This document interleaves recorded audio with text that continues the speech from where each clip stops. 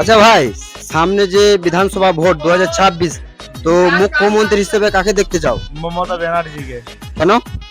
তিনি এত কিছু দিচ্ছেন, যুবসাথী, লক্ষ্মী ভান্ডার, অনেক কিছু ভাতা দিচ্ছেন, তাই তো পুনরায় মুখ্যমন্ত্রী হিসেবে মমতা বন্দ্যোপাধ্যায়কে দেখতে চাও, তাই তো? অবশ্যই দিতে চাই। জয় বাংলা।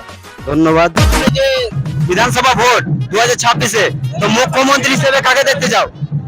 দিদিকে দেখতে চাও, কেন?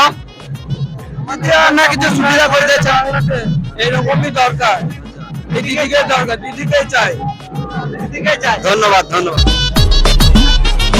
ওই যে দাদা, সামনে যে বিধানসভা ভোট 2026-এ, তো মুখ্যমন্ত্রী হিসেবে কাকে দেখতে চাও? মুখ্যমন্ত্রী হিসেবে আমাদের মমতা বন্দ্যোপাধ্যায়। কারণ? মানুষ, কারণ বহুত কিছু কারণ আছে, কোনটা ছেড়ে কোনটা বলবো।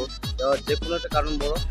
কারণ হচ্ছে এই হালি যেটা মনে করে চালু করলে যুবসাথী, তারপরে এই যে মনে করো আমাদের ওয়েস্ট বেঙ্গলে এখনো পর্যন্ত কোনো রকমের পার্টির জন্য কোনো কিছু হয়নি, খুব বড় ধরনের। মমতা ব্যানার্জি সব সাপোর্ট করে। আচ্ছা, ধন্যবাদ। 2026 সালে মুখ্যমন্ত্রী হিসেবে কাকে দেখতে যাও? মুখ্যমন্ত্রী থাকবে, মমতাই থাকবে। মমতা থাকবে, কেন? মমতা ভালো কাজ করেছে। ভালো কাজ করেছে। অবশ্যই। আচ্ছা, ধন্যবাদ।